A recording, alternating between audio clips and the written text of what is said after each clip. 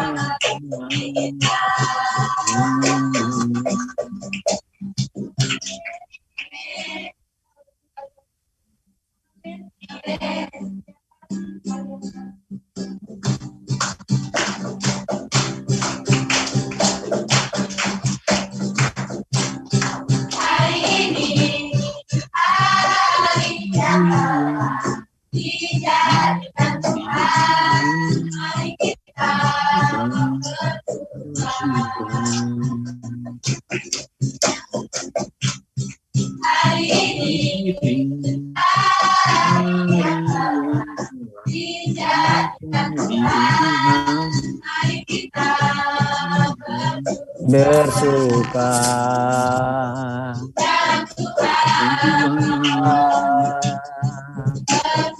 bersuka dalam Tuhan,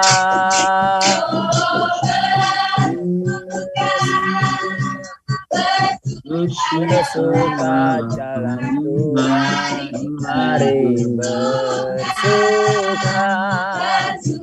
bersuka di dalam, bersuka,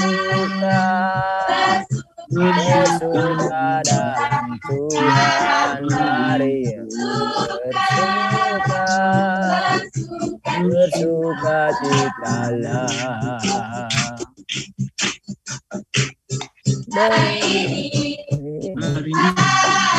Hari yang telah dijadikan Tuhan, mari kita bersuka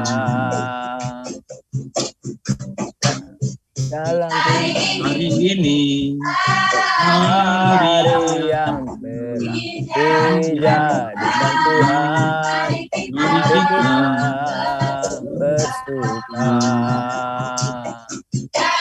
dalam Tuhan,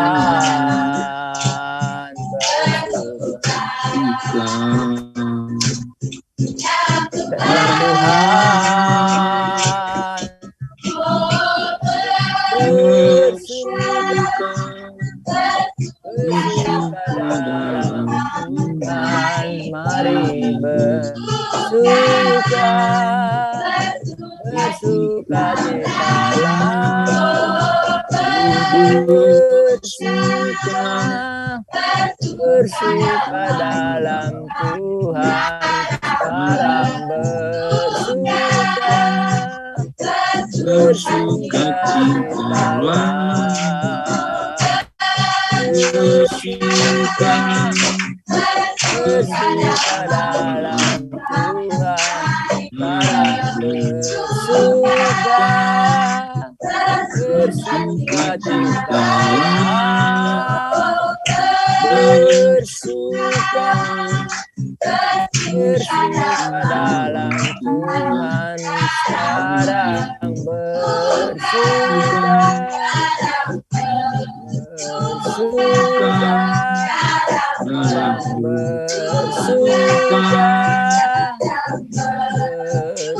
bersuka, bersuka di dalam. Haleluya. Yes. Itulah puji-pujian yang kita naikkan kehadirat Tuhan. Baik, mari kita bersatu dalam doa sebelum kita membaca Alkitab firman Tuhan. Bapa kami di surga, pagi hari ini kami kembali bersyukur. Kami datang dengan apapun keadaan kami, baik dalam sukacita atau belum sukacita, tapi kami yakin dan percaya saat kami memuji kebesaran-Mu, kami merasakan sukacita dalam pujian, memuji kebesaran. Engkaulah satu-satunya Tuhan yang memberkati kami, yang memberikan kehidupan di pagi hari ini. Engkau yang membangunkan kami dengan perantaraan Roh Kudus, sehingga kami dapat pagi hari ini mengucapkan syukur untuk berkat, kasih, dan penyertaan Tuhan. Sepanjang pagi hari ini, untuk akan kami jalani dari pagi, siang, hingga malam hari. Bapa di surga, sebelum kami merenungkan firman-Mu, membaca firman-Mu, dan membagikan rema-remanya, terlebih dahulu ya Bapa, berilah kami hati dan telinga seorang murid, agar kami dalam mendengarkan firman-Mu, kami sungguh-sungguh mempersiapkannya. Berkati juga, urapi hamba-Mu, Pendeta Bram Manaha, yang akan menyingkapkan, membuka kebenaran firman Tuhan.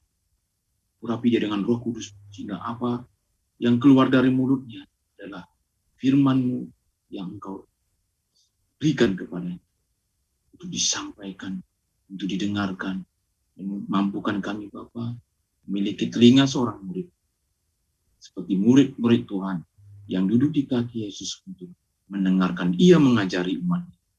Berfirmanlah Engkau ya Bapa, kami siap mendengarkan. Kami telah berdoa dan bersyukur juga untuk acara Saat Teduh bersama WAFM pada pagi hari ini.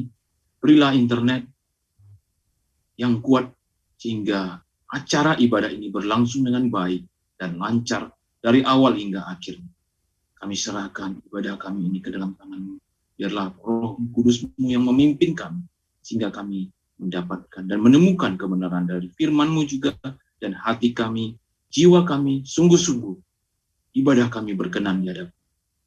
Kami telah berdoa dan bersyukur di dalam nama Putra-Mu, Yesus Kristus, yang adalah Tuhan dan Juru Selamat kami yang hidup. Haleluya. Amin. Untuk pembacaan Alkitab pagi hari ini, saya serahkan kepada hambanya Pendeta Bram Manaha dan Bu Maya dari kitab Keluaran ya, pasal 25. Ketiga. Ya. Ayat pasal 25. Ayat 23, pasal 25, ayat 23. 25, iya kan, 25, 23. Ya. Ya, silakan. Baik, topiknya adalah mengenai meja roti sajian. Ayat 23. Lagi haruslah engkau membuat meja dari kayu penaga, 2 hasta panjangnya, sehasta lebarnya, dan 1,5 hasta tingginya. Kode Yang ke-24, ya, masih belum. Haruslah engkau menyalutnya dengan emas murni dan membuat bingkai emas kelilingnya. ya. Pak Dadang bisa?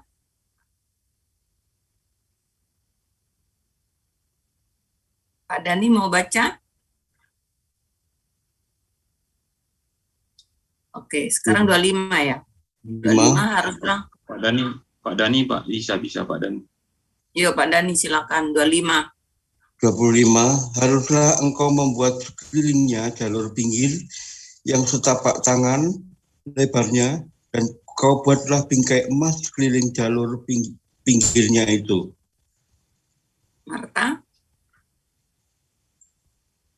Marta? Ya. 26 ya. Haruslah engkau membuat untuk meja itu 4 gelang emas, dan kau pasanglah gelang-gelang itu di keempat penjurunya pada keempat kakinya. Ya, ayat 27. Gelang itu haruslah dekat ke ke jalur pinggirnya sebagai tempat memasukkan kayu pengusung supaya meja itu dapat diangkut. Om Bram.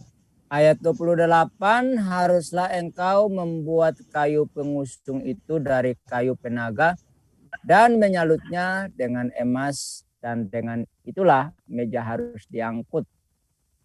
Ayat yang ke-29, haruslah engkau membuat pinggannya, cawannya, kendinya, dan pialanya yang dipakai untuk persembahan curahan. Haruslah engkau membuat semuanya itu dari emas murni. Pak Dani, 30. Ya, Dan haruslah engkau tetap meletakkan roti sajian di atas meja itu di hadapanku. Ya, sampai 30 ya Om Bram. Iya, Ibu. Ya, baik. Puji nama Tuhan, kita membaca ya dan mendengarkan pembacaan kitab Keluaran pasal 25 ayat yang ke-23 hingga ayat yang ke-30. Saatnya selama 3 menit kita akan kembali merenungkan firman Tuhan ini. Kita minta pimpinan dan tuntunan Roh Kudus sehingga kita mengerti dan memaknai firman Tuhan ini. Setelah itu nanti kita akan mendengarkan ulasan dan penyampaian rema oleh hambanya, Pendeta Bram Manahan. Kita kembali lagi jam 5:18. Silakan Bapak Ibu dan saudari yang dikasihi Tuhan untuk merenungkan firman Tuhan yang kita bacakan dan kita dengarkan tadi. Selama 3 menit.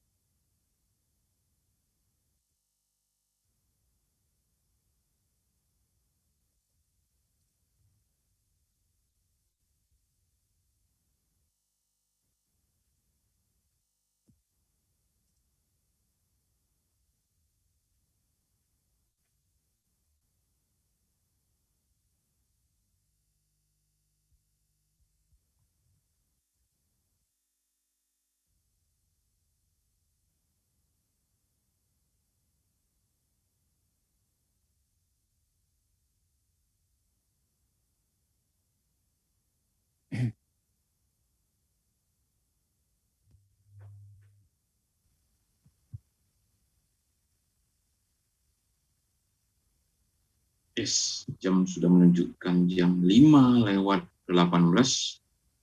Nah, sudah 3 menit ya merenungkan firman Tuhan yang tadi kita dengarkan dan kita baca.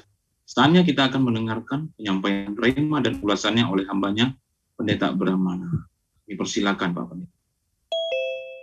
Baik, shalom semuanya pagi hari ini. Semoga semua sehat. Dari pembacaan firman Tuhan yang sudah kita baca tadi, rema yang saya dapat di dalam ayat yang ke-30, yaitu bunyinya demikian. Dan haruslah engkau tetap meletakkan roti sajian di atas meja itu di hadapanku. Di sini saya mendapatkan rema bahwa roti sajian itu adalah untuk Tuhan atau milik Tuhan. Nah, saudara, jika kita berbicara tentang roti, maka tentu hal ini berhubungan dengan kebutuhan jasmania atau kebutuhan fisik, yaitu khusus soal makanan yang sangat berfaedah bagi kelanjutan pertumbuhan dan kesehatan tubuh kita secara fisikly. Dan itu akan menunjang elemen lain, yaitu mental dan juga spiritual. Karena dengan tubuh yang sehat, maka kita bisa melakukan apa saja, termasuk hal yang bersifat religius. Nah, mari kita perhatikan ayat ini. Di dalam cukup singkat, ayat ini cukup singkat dari semua ayat yang baru saja kita baca, namun mengandung kekayaan dan nutrisi rohani yang sangat dalam dan sangat luas untuk kita ekspos keluar. Mengapa? Di dalam ayat ini, ayat singkat ini, ada beberapa hal yang perlu menjadi sorotan, walaupun sorotan utamanya hari ini menyangkut roti sajian. Tapi mari kita coba untuk menyoroti, menggali lebih dalam lagi dan melihat apa yang sebenarnya ada di sana. Nah, roti sajian ini dikatakan Tuhan diletakkan di atas meja di hadapan Tuhan. Artinya apa? Artinya ini untuk Tuhan dan bukan untuk siapa-siapa. Ya, bukan untuk pendeta, bukan untuk pengurus gereja, kan, tapi spesial untuk Tuhan. Nah, sama seperti kalau kita pergi ke sebuah restoran atau sebuah rumah makan dan kita memesan makanan, ya. Tentu sang penyaji atau pelayan restoran itu akan meletakkan makanan itu di hadapan kita dan itu untuk kita, bukan untuk siapa-siapa. Jadi roti itu untuk Tuhan, bukan untuk sang penyaji atau orang lain, tapi untuk Tuhan. Ya. Dan perhatikan kata yang mendahulunya yakni apa? Haruslah, kata haruslah. Kata ini mengandung unsur sebuah kewajiban, sebuah keharusan, ya, tetapi juga sekaligus merupakan sebuah perintah yang harus dilaksanakan. Gitu. Artinya sesuatu yang mau, ya, atau tidak mau kita lakukan. Namun ini diwajibkan kita lakukan.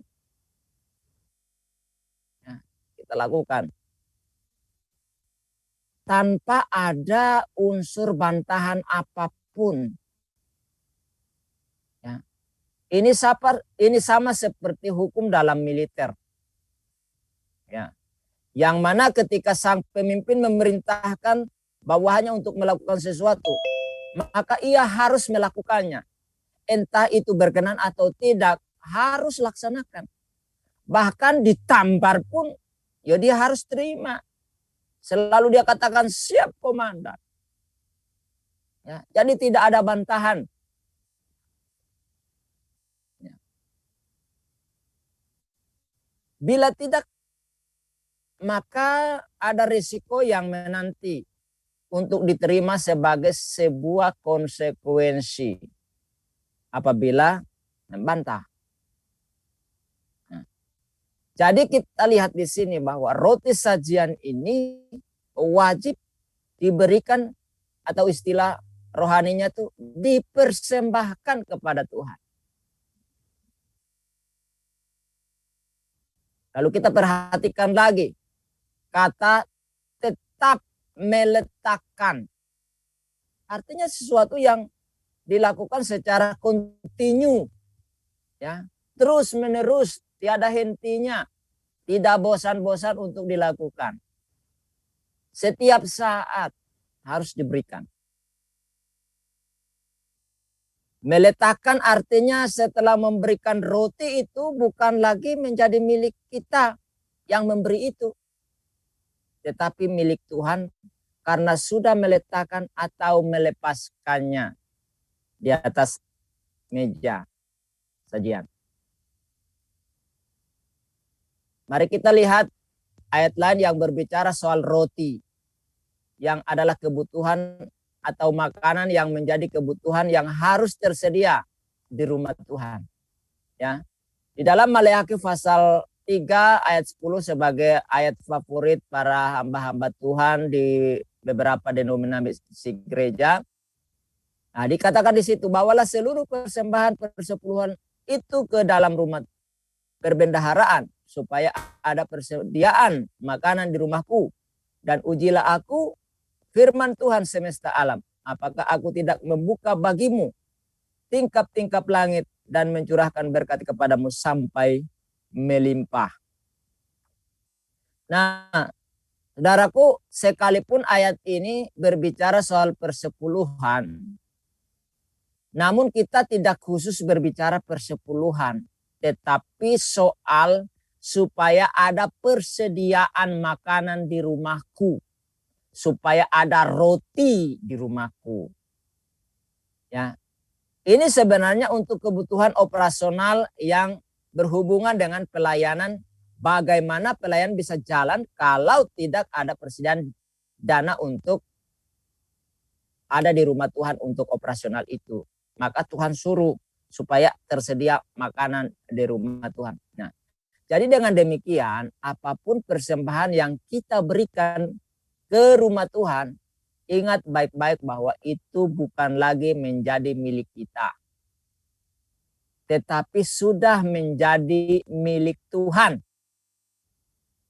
Nah, itulah sebabnya saudara, seringkali saya dengar bahwa ada orang mengatakan persembahan gereja itu adalah milik bersama. Dari mana itu persembahan gereja yang sudah dikasih ke gereja rumah Tuhan itu milik bersama?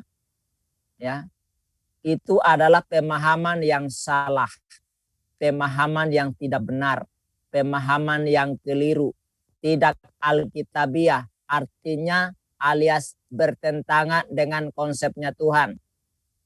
Jadi ketika kita sudah kasih persembahan di rumah Tuhan, maka itu bukan milik kita lagi. Itu sudah jadi milik Tuhan. Nggak usah diusik-usik. Yang mengaturnya itu ada yang mengatur. Kita sebagai jemaat, umat biasa itu nggak usah lagi sibuk ngurusin itu. Itu ada yang mengurusnya. Banyak orang Kristen rusuh ngurusin persembahan. Tanya sana, tanya sini. Kemana sih uangnya itu? Bagaimana sih kok begini begitu? Itu ada pengurus yang bisa ngurusnya itu. Nggak usah lah ikut-ikutan ngurus. Nah, karena persembahan yang kita berikan ke gereja itu adalah milik Tuhan. Bukan milik bersama. Nah, kalau milik Tuhan, inilah yang dikelola oleh pengurus gereja atau pengurus rumah Tuhan untuk kepentingan pekerjaan Tuhan. Jadi nggak usah ikut-ikut campur. Kok nggak percaya dengan pengurus yang sudah dipilih? Ya. Nah, kalau istilah milik bersama, ya itu bukanlah persembahan ke rumah Tuhan, tapi arisan. Itu arisan namanya. Atau di koperasi simpan pinjam. Nah, itu baru milik bersama. Itu milik bersama, maka boleh dipinjam. Dikembalikan lagi, kan namanya juga milik bersama. Ya. Karena uang yang dikumpulkan itu adalah milik bersama kalau di arisan atau koperasi. Bukan milik pengelola arisan itu atau milik pemilik koperasi itu gitu. Nah, beda dengan persembahan untuk Tuhan. Nah, oleh karena itu, mulai hari ini persembahan yang telah kita berikan di rumah Tuhan, ya, di atas meja penyajian atau kantong persembahan, jangan lagi kita berpikir itu uang kita bersama, ya, tetapi itu miliknya Tuhan. Jadi biarlah dikelola oleh pengurus-pengurus organisasi untuk kepentingan pelayanan terhadap Tuhan dan sesama manusia. Jadi ingat baik-baik bahwa apa yang kita berikan kepada Tuhan bukan milik kita lagi. Ya memang kalau kita pikirkan apa yang kita miliki, bahkan diri kita pun milik Tuhan. Kenapa kita sok merasa pemilik sih di dunia ini? Sehingga mau menguasai, mau mengatur semuanya, mau ngurusin semuanya, kayak tidak ada urusan lain lagi. Itu. Ya. Nah, jadi dari ayat singkat ini, apa yang diperintahkan Tuhan kepada Musa untuk dilakukan oleh umat Israel lakukan itu dengan ketulusan hati mereka di bawah kepemimpinan Musa. Mereka tidak pernah lagi singgung-singgung. Mereka tidak lagi mempersoalkan Jadi hari ini kalau kita jadi orang Kristen, jangan sibuk ngurusin uang gereja, persembahan untuk Tuhan. Karena kalau kita ngurusin, kita berbuat dosa jadinya. Ya. Nah, jadi saudaraku yang dikasihi Tuhan, itu rema yang saya dapatkan dari pembacaan firman Tuhan kita pada pagi hari ini, khususnya ayat 30. Semoga memberkati saudara dan iman saudara bisa bertumbuh, dan apa yang kita lakukan untuk Tuhan, kita lakukan dengan tulus ikhlas tanpa mencurigai orang lain yang mengurusnya. Tuhan Yesus memberkati, dan silakan teman-teman yang ingin berbagi dari mungkin ayat yang sama atau ayat yang lain yang Tuhan beritahukan kepada saudara, silakan untuk berbagi. Silakan, brother. Ya, puji nama Tuhan. Terima kasih hambanya Pendeta Brahmanaha yang pagi hari ini membawakan atau menyampaikan rema dan juga ulasan dari kitab Keluaran ya, pasal 25 ayat yang ke-23 hingga ke-30. Oke, sangat menarik, baik, dan lengkap. Sekarang waktunya ya bagi kita semua yang mau sharing rema yang didapatkan, boleh kembali memberikannya kepada kita. Selamat pagi. Silakan Pak Dani. Saya mendapatkan rema Keluaran 25 ayat 23 sampai 40 ini, dimensi yang begitu detail ya, serta materi yang harus dipenuhi untuk dilakukan, itu menunjukkan bahwa kita umat Tuhan harus mematuhi apa yang sudah Tuhan perintahkan untuk dilakukan. Apa yang layak dan apa yang tidak layak harus kita tertib itu melakukannya setiap hari. Kemudian roti menunjukkan roti hidup harus sebuah ketergantungan yang harus selalu kita ingat, selalu kita makan setiap hari, lupa firman Tuhan saat teduh ini, atau kandil itu kebutuhan roh kita gitu ya. Kita sebagai umat Kristen harus selalu taat dalam hal ini, selalu mematuhi ketentuan-ketentuan yang Tuhan sudah tetapkan. Saya mendapatkan tema di situ bahwa dimensi materi yang begitu detail ya, harus kau sediakan ini dan itu dengan ukuran jenisnya, barang itu harus sesuai dengan apa yang Tuhan inginkan di sana. Jadi hari-hari kita harus selalu dengar-dengaran sama Tuhan, harus selalu membaca firman-Nya seperti ini. Itu salah satu bentuk bahwa kita selalu mengukur ya apa yang kita buat, apa yang kita lakukan, apakah sesuai dengan apa yang Tuhan inginkan. Itu yang saya dapat temanya, bahwa mustahil kita akan mengikuti secara detail seperti itu tanpa penyertaan Roh Kudus, tanpa dipenuhi Roh Kudus. Terima kasih Tuhan Yesus. Terima kasih. Itu rema yang saya dapatkan Bapak Ibu. Ya, makasih Pak Dani Stef. Saya juga ada dapat rema di ayat yang pertama tadi ya. Haruslah engkau membuat meja dari kayu penaga 2 hasta panjangnya, sehingga 2 hasta panjangnya, sehasta lebarnya, dan 1,5 hasta tingginya. Dia membuat meja ini ya meja kayu ya, yang bersalut emas murni. Ini bagian dari perabotan, dari tempat yang kudus itu atau kemah suci yang gitu. Nah, ini melambangkan apa? pemeliharaan Elohim kepada umatnya. Jadi bukan hanya bagian dari penyertaan kehadiran saja. Kalau kemah suci itu melambangkan apa? Kehadiran Elohim. Melambangkan kehadiran Elohim. Sementara yang ini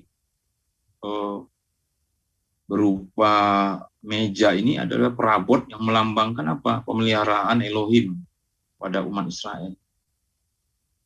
Jadi saya menyadari bagaimana juga Kristus pun mengajari setiap hari untuk berdoa.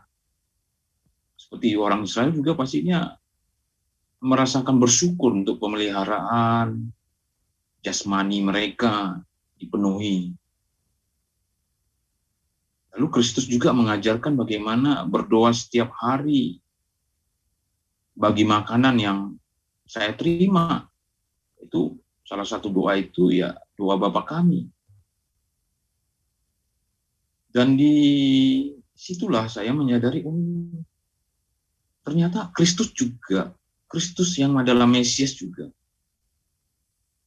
menyediakan meja nanti di kerajaannya, tempat semua orang kudusnya akan makan dan minum bersama dia selamanya. Itu tercatat di Lukas 22 ayat 30. Seperti juga Allah yang Maha Kuasa, Allah El Shaddai di masa orang Israel di sana, Kristus pun begitu. Apa yang dicatat oleh Lukas di sini? Lukas 22 ayat 30. Bahwa kamu akan makan dan minum semeja dengan aku di dalam kerajaanku. Dan kamu akan duduk di atas takhta untuk menghakimi kedua belas suku Israel. Itu Lukas pasal 22 ayat 30. Tapi kembali lagi ke yang tadi, ayat yang ke-23 dari kitab Keluaran pasal 25 ini. Meja Tuhan itu tidak pernah tercemar. Dan makanan itu makanan yang kudus suci. Seperti juga orang itu tahu ya, mungkin Tuhan sudah memberikan makanan ini. Kita tidak menghina apa yang Tuhan beri. Tidak malah bersungut-sungut gitu. Seperti yang bangsa Israel diajarin bersyukur, bukan bersungut-sungut. Sudah diberikan. Apakah layak bersungut-sungut? Tidak, malah berusaha bersyukur. Ini Tuhan makanan yang ada pada hari ini. Ya itu sih yang saya sadari dan semakin dikuatkan dengan firman Tuhan ini, betapa pentingnya mengucapkan syukur. Walaupun hanya doa itu, ucapan syukur itu setiap mendapat makanan ini dari mana? Sedangkan Kristus aja melambangkan dirinya dengan roti yang turun dari surga. Luar biasa caranya Kristus untuk hadir. Tapi di sini poinnya apa? Ya, mengucap syukur ya, pemeliharaan Tuhan hari demi hari. Sampai di detik ini, hari ini, Rabu 11 Agustus 2021, betapa luar biasanya Tuhan menyertai saya dan saudara-saudari juga. Puji nama Tuhan, itu rema dari saya. Silakan bagi brother, sister in Christ, dan Bapak Ibu yang mau menyatakan remanya, silakan.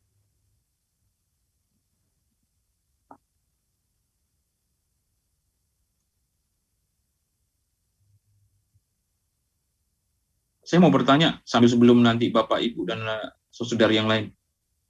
Pak Pendeta, itu yang makan roti sajian itu siapa? Yang boleh nggak dimakan atau hanya dilihat saja? Dibakar biasanya. Ya, para imam. Atau para imam. Iya. Ya. Gitu. Itu ingat nggak? Dibakar, dimakan oleh imam. Gitu. Iya. Itu ingat gak yang waktu Daud kelaparan, dia dikejar-kejar Saul, dia lari ke Bait Allah, itu dia makan roti yang itu, roti sajian itu. Nah, itu yang seharusnya dimakan oleh para imam, gitu loh. Itu, nah, itu kan diungkit lagi sama Tuhan Yesus gitu. Gitu ya. Kalau itu memang untuk sharing teman-teman apa roti ini sebenarnya agak luas ya. Saya kemarin juga Ya, betul. merenungkan Betul. itu agak sulit tuh. Cuma dari satu sisi itu saya senang tuh, jadi ingat kalau Tuhan itu suka membagi-bagikan roti, mengucap syukur, membagikan roti, memecahkannya, bagi-bagi kita itu. Itu sharing of life gitu loh. Karena kan tadi kita bicara ini kita yaitu persembahan, ya ini makanan untuk hidup gitu loh. Ya itu lalu Pak Kodeks juga bicara tentang Tuhan nanti ngajak kita makan di surga loh gitu loh. Memang benar semua itu. Tapi ini kita kalau kita makan bersama ini kebiasaan Tuhan tuh gitu. Dia membagi-bagi gitu loh. Itu kebiasaan Tuhan banget itu. Jadi waktu dia mati disalib, bangkit, lalu ada 2 orang jalan ke Emmaus, itu terbuka matanya waktu Tuhan itu membagi-bagi roti, memecahkan roti, mengucap syukur, memecahkan roti, lalu bagi-bagi. Oh, itu ciri khas Tuhan banget gitu loh. Jadi kita punya Tuhan tuh yang senang sekali membagikan hidup dia kepada kita gitu loh. Itu sangat gimana ya, sangat bahagialah kita itu kalau dekat-dekat dengan Tuhan, kita setia sampai mati kepada Tuhan gitu ya. Karena dia tuh membagikan segala sesuatu kepada kita. Makanan dia pun dibagi ke kita. Itu tuh. Jadi luar biasa sekali Tuhan kita ini. Demikian saudara-saudara. Ya, nah kalau kita berbicara roti itu memang seperti Bro Alim bilang itu sangat luas, ya. Tapi esensi daripada roti itu berbicara tentang diri Yesus sendiri, ya. Karena ketika Yesus katakan ini adalah tubuhku, benar-benar tubuhku, ya, benar-benar dagingku dan darahku. Ketika dia berbicara roti tentang dirinya, kenapa dia singgung tentang roti? Kenapa dalam perjanjian lama itu roti yang disajikan? Karena itu simbolik daripada Kristus, tubuh Kristus yang dibagi-bagikan untuk kita. Dan ketika kita makan roti itu, memakan tubuh dagingnya Yesus itu akan menyatu dengan diri kita sehingga bagian tubuh Kristus itulah yang memberikan kehidupan kepada kita. Karena kita makan roti kan kita jadi hidup toh. Menyatu dengan tubuh kita. Nutrisinya dikasih ke tubuh kita sehingga tubuh kita jadi sehat kan, jadi hidup. Nah itulah simbolik daripada darah tubuh Yesus Kristus. Kalau kita berbicara roti yang sesungguhnya itu roti Yesus Kristus yang turun dari surga untuk kita gitu loh. Kalau kita berbicara soal roti memang sangat luas. Nah, sesuai dengan konteksnya ya kan. Seperti di surga itu kita makan bersama itu berbicara soal fellowship bersama Tuhan, kebersamaan dengan Tuhan. Kemudian kebutuhan kita itu dijamin oleh Tuhan. Itu berbicara sampai ke sana gitu loh. Nah, jadi luar biasa kalau kita sudah berbicara. Nah, kenapa roti itu ditaruh di atas mezbah?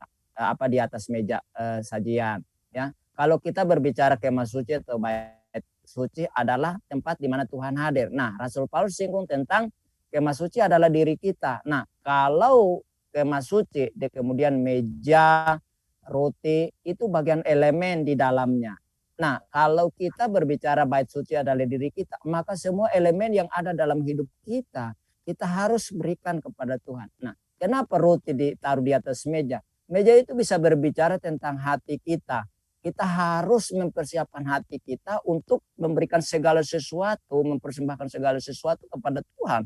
Itu harus dari hati. Maka Tuhan Yesus katakan apa?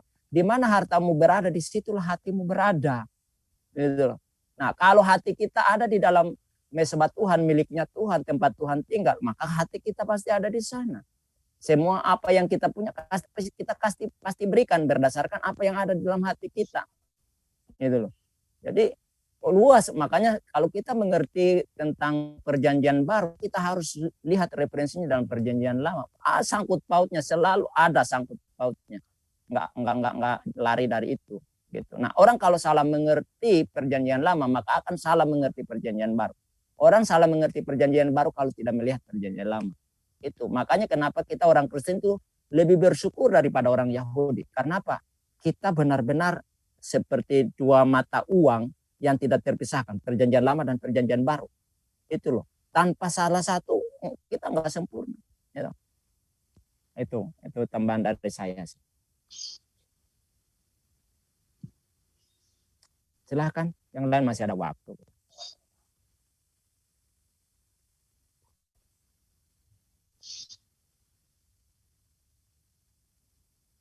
Silakan Bapak Ibu.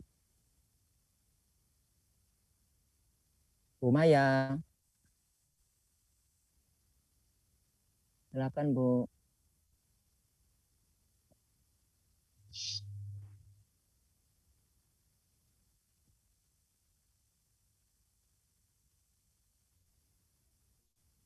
Berarti itu memang roti itu walaupun diperuntukkan untuk Tuhan, tapi roti itu memang boleh dimakan hanya oleh imam, dan Daud memang pernah makan roti itu ya Tuhan ya, bisa.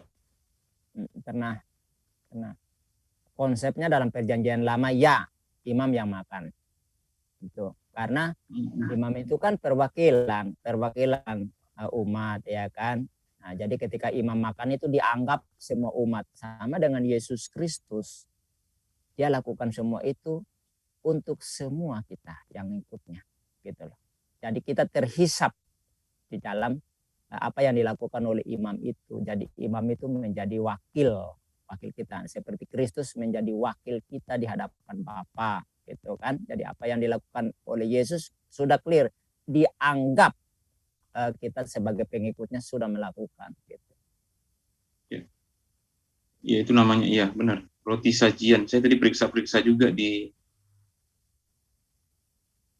kitab Imamat pasal 24 ayat 5 sampai 9 tentang roti sajian. Dan juga Daud memang pernah memakan roti sajian itu di 1 Samuel 21 ayat pertama hingga ayat ke-9 ya. Mengapa Tuhan Yesus singgung itu, brother? Ya, yang roti yang seharusnya dimakan oleh imam, kok Daud yang ambil makan dan itu disinggung oleh Yesus. Sebenarnya apa yang dilakukan oleh Daud itu sebagai sebuah simbolik akan kita sebagai umat Tuhan yang boleh ambil bagian di dalam memakan dan meminum tubuh dan darah Kristus, gitu loh. Jadi tidak lagi hanya imam, tetapi kita sebagai umat boleh. Itu apa yang dilakukan oleh Daud itu. Itu sebuah gambaran kepada kita sebagai umat Tuhan yang boleh makan tubuh Kristus, gitu loh. Ya. Beda sih roti itu dengan yang melambangkan Elohim memelihara umatnya, tidak seperti dewa-dewa yang ada di masa itu ya, dewa-dewa yang dipercaya oleh orang-orang kafir lah dibilang disebut dulu ya, orang-orang yang tidak mengenal Elohim. Kalau dewa-dewa mereka malah mereka yang harus kasih makan roti. Terbalik. Ya. Kalau Allah Elohim memberikan makan kan, memberi makan, menyediakan malah memberi. Iya. Bahkan pernah Tuhan melalui Nabi Yeremia, Tuhan itu ngolok-ngolok itu dewa-dewi itu, ya kan. Mereka tidak bisa berbuat apa-apa selain yang membuatnya itu, kalau dia kehendaki dia pindahkan kemana dia lakukan itu. Jadi pemiliknya lebih berkuasa daripada Allah dewanya sendiri. Itu bentuk kolokan sebenarnya. Oke, silakan Mbak.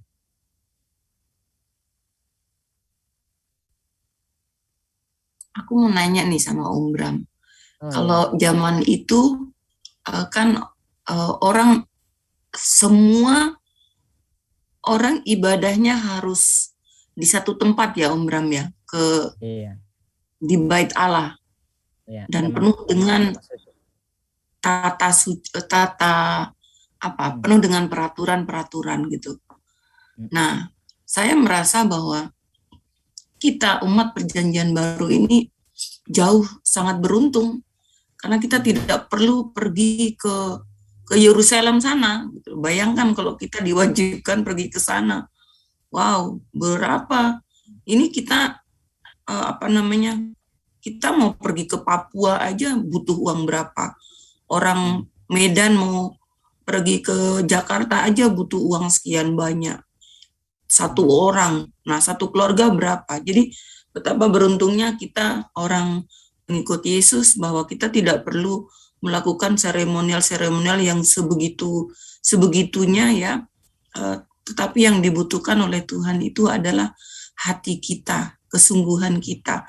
Tetapi juga kelemahan kita orang Kristen itu adalah karena kita nggak ada aturan-aturan seperti itu. Misalnya kalau di Islam kan kita sholat, haji, puasa gitu, ya udah cukup. Jadi kita terikat, udah sholat belum? Nah, tapi kalau di Kristen kan tidak ada waktunya, bebas, kamu mau berdoa jam berapa aja bebas. Nah, kadang-kadang kebebasan ini justru membuat orang Kristen bablas dengan kebebasannya, lupa berdoa, lupa baca Alkitab, sibuk dengan pekerjaan. Nah, itu ya kita ini kalau tidak ada kerinduan di dalam diri kita sendiri, maka kita bisa benar-benar bablas, kita lupa ya, kita jauh dari Tuhan, kita menjadi mati gitu. Jadi kalau saya pribadi, maka saya berdoanya, Tuhan berikan aku hati yang selalu rindu akan Tuhan, berikan aku hati yang dekat untuk dekat dengan Tuhan gitu. Karena dengan kemampuan diri sendiri kita tidak sanggup gitu. Kedagingan kita menyeret kita kepada hal-hal yang lain gitu. Apalagi di zaman teknologi informasi sekarang ini, di mana HP ada begitu banyak informasi yang kadang kita 2 jam aja kayaknya kita belum nggak berasa gitu, tetapi kita baca Alkitab sebentar aja udah ngantuk. Nah, itu tantangan kita orang Kristen itu. Kalau menurut saya menjadi Kristen itu justru lebih berat ya, karena kita harus menyangkal diri, kita harus selalu hati kita harus selalu terpaut kepada Tuhan. Jadi intinya orang Kristen itu tidak mudah kalau menurut saya loh ya. Ya, seperti ini Bu Maya. Kita bersyukur bahwa Yesus itu adalah pembuat hukum dan punya hak untuk mengubah hukum. Ya, jadi ketika Yesus datang, apa yang dia katakan? Sekarang kamu tidak perlu lagi pergi ke Yerusalem atau ke gunung ini untuk menyembah Tuhan, tetapi menyembah yang benar akan menyembah dalam roh dan kebenaran. Jadi tidak tergantung lagi dengan sebuah aturan baku. Mengapa kita perjanjian baru itu tidak lagi mengikuti aturan-aturan perjanjian lama? Karena Tuhan tahu bahwa betapa banyaknya aturan justru membuat umat itu semakin kacau balau, ya kan? Mereka tidak taat. 1 hukum aja tidak taat, ya kan? 10 hukum kalau tidak taat 1 sama aja 10 tidak taat, itu udah gagal semua. Nah, maka Tuhan membuat aturan yang baru yang disebut dengan perjanjian baru, di mana tidak perlu lagi dengan aturan-aturan sedemikian kaku gitu kan, sehingga membuat umat tambah susah. Nah, jadi ketika Yesus datang, dia mengubah itu.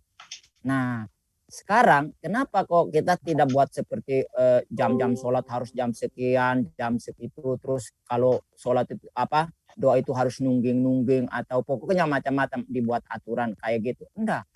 Tuhan itu tidak mau ketika kita lakukan sesuatu itu oleh karena aturan, tapi dia ingin seperti orang jatuh cinta.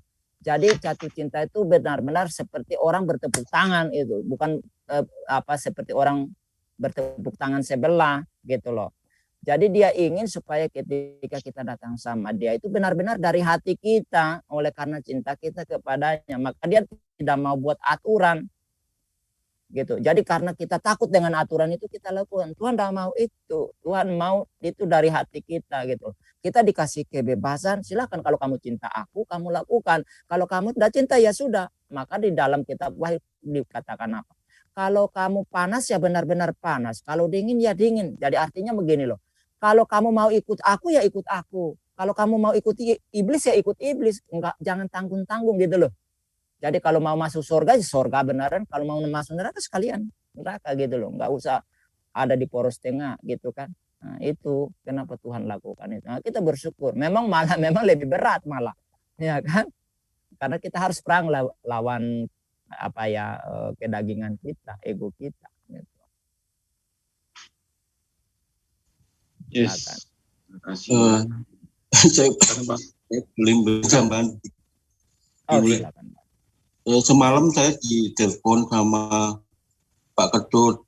Pak Ketut itu orang Rendang ya, desa Rendang Karangasem, Bali. Gimana kabarnya? Terus kemudian dia bilang, kami rindu kehadiran Pak Sep dengan kondisi yang seperti ini loh. Kenapa? Tidak sedikit Pak, ini orang-orang terpuruk pada masa pandemi ini gitu kan. Terus loh Pak Ketut ingat, saya sudah begitu lama loh di sana, di tengah-tengah orang Bali 7 tahun lebih ya. Tapi ya gitu, kalau Tuhan berkehendak ya saya bisa ke sana. Kalau Tuhan nggak memanggil saya, mengantar saya ke sana lagi, yang ya saya nggak bisa seperti itu. Saya berjalan dalam iman Pak Ketut. Ya. Pak tolong dong Pak, berdoa buat Tuhan Bapak supaya Bapak dikirim ke sini lagi, dia bilang gitu. Saya kembali mengatakan, tak ulang lagi yang tadi itu gitu kan. Nah saya tergelitik sama tadi, memang Pak Halim juga bilang sharing of life gitu ya. Tuhan membagikan roti seperti itu, dan mereka orang Bali merasakan hal itu selama saya di sana kan, jadi berkat buat orang. Tapi kan ini loh Pak, melekatnya okultismenya di sana itu kan terlalu kuat. Perjuangan saya seorang diri di situ, mungkin sekarang mereka mulai merasakan. Berkali-kali saya bilang bahwa Yesus itu hidup, Allahku hidup. Coba tantang dewa-dewamu hidup enggak untuk menolong kehidupanmu, itu saja. Saya sampaikan terakhir kalimat yang saya tinggalkan di sana. Jadi itu saya sharingkan. Terima kasih. Oke. Waktu kita sudah udah jam 5:58. Ya. Kita sudah merenungkan firman Tuhan ini, yaitu kitab Keluaran pasal 25 ayat yang ke-23 hingga ke-30. Kita yakin dan percaya Tuhan senantiasa memelihara kita dengan cara-cara yang luar biasa atau dengan yang biasa juga. Saya yakin dan percaya kita semua mendapatkan atau menerima kebaikan Tuhan. Dan cara-cara Tuhan itu sangat luar biasa. Baik, kita akan akhiri dan tutup dulu ya ibadah saat teduh ini. Nanti setelah lagu pujian, kami mintakan kepada Pak Dani ya untuk doakan firman yang kita renungkan dan kita rema-rema tadi. Setelah doa dari Pak Dani, hambanya Pendeta Brahmana akan menyampaikan berkat Tuhan. Kau sungguh indah tiada taranya, sungguh menakjubkan,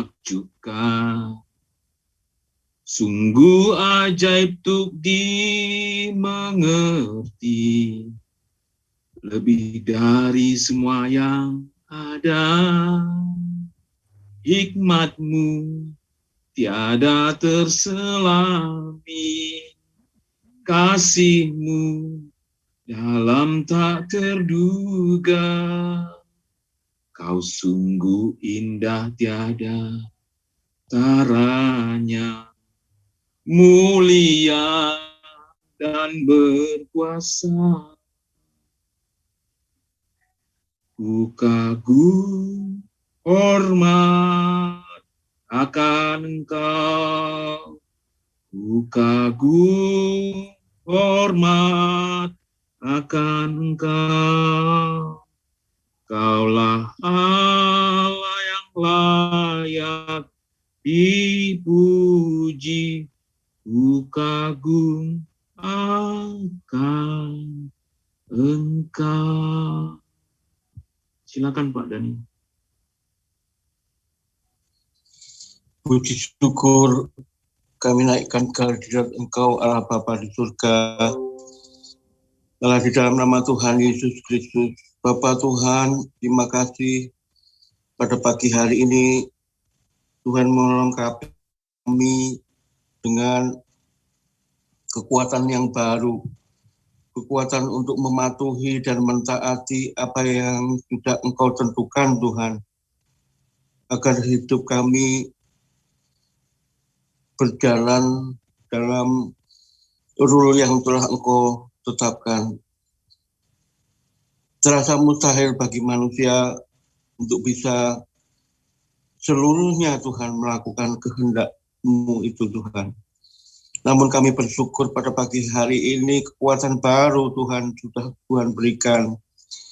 Melalui Roh Kudus-Mu Tuhan, Engkau menyertai, melingkupi Tuhan, mengajarkan pelayan-pelayan-Mu di WAFM ini Yesus Tuhan, supaya kami boleh menjangkau setiap orang yang Engkau inginkan kami jangkau Tuhan. Terima kasih Bapa Tuhan. Kami memahami Tuhan yang terbesar dari semua peraturan yang Engkau tetapkan adalah kasih Tuhan. Biarlah hati Bapa yang baru Tuhan tanamkan setiap kami, hingga kami boleh mengasihi setiap orang lebih hari lebih Tuhan, seperti Engkau mengasihi kami semua. Sampai Engkau menyerahkan nyawa-Mu Tuhan, supaya bukti bahwa kasih-Mu besar dan tanpa batas. Bapa di surga, ampunilah kami semua Tuhan, kalau di belakang kami melakukan satu hal yang kurang berkenan terhadap Engkau. Apakah kami berpikir negatif satu orang terhadap lain? Apakah kami berpikir hal yang kurang baik terhadap satu dengan yang lain Tuhan? Ampunilah kami Tuhan. Bahkan mungkin kami berpaling muka terhadap Engkau Tuhan, mengandalkan pikiran sendiri dalam mengirim Engkau Yesus. Ampuni Tuhan, ampuni Yesus. Terima kasih Bapa, Engkau yang penuh kasih Tuhan terhadap kami. Pagi ini kami benar-benar bersyukur Tuhan atas berkat baru yang telah Engkau tanamkan dan sematkan dalam kehidupan kami masing-masing. Bapak Tuhan, juga Engkau berkati keluarga kami masing-masing, anak istri Tuhan, suami, seluruh rumah ini. Biarlah seluruh rumah kami masing-masing membawa berkat pada setiap orang, dan mereka semua melihat bahwa Yesus hidup bersama kami. Ada damai sejahtera, ada sumber kehidupan dalam rumah kami masing-masing, karena Engkau menjadi tiang awan dan tiang api setiap hari dalam rumah kami, Yesus. Terima kasih Bapak. Terima kasih Engkau baik dalam kehidupan kami. Engkau sangat baik Tuhan. Haleluya Tuhan Yesus. Terima kasih. Bapa Tuhan, biarlah kuasa-Mu yang Kau sertakan kepada kami masing-masing boleh memampukan kami Tuhan untuk menuntun anak-anak yang Engkau percayakan kami bimbing Tuhan. Mereka boleh bertumbuh dalam kuat kuasa tangan-Mu, dan mereka boleh menyenangkan dan membanggakan hati-Mu dalam pertumbuhannya. Terima kasih Bapa Yesus, terima kasih Tuhan. Terima kasih Yesus. Haleluya Yesus. Syukur, terima kasih Bapa. Dalam nama Tuhan Yesus Kristus kami berdoa dan mengucap syukur Tuhan atasnya. Haleluya. Amin. Tuhan memberkati engkau dan melindungi engkau. Tuhan menyinari engkau dengan wajahnya dan memberi engkau kasih karunia. Tuhan menghadapkan wajahnya kepadamu dan memberi engkau damai sejahtera. Raihlah berkat Tuhan ini, nikmatilah di dalam kehidupanmu sepanjang hari ini. Dan biarlah engkau menerima di dalam nama Tuhan kita Yesus Kristus. Haleluya. Amin. Selamat pagi semuanya. Pagi Pak Bram. Pagi Terima teman-teman. kasih. Terima kasih. Pagi. Terima kasih. Oke.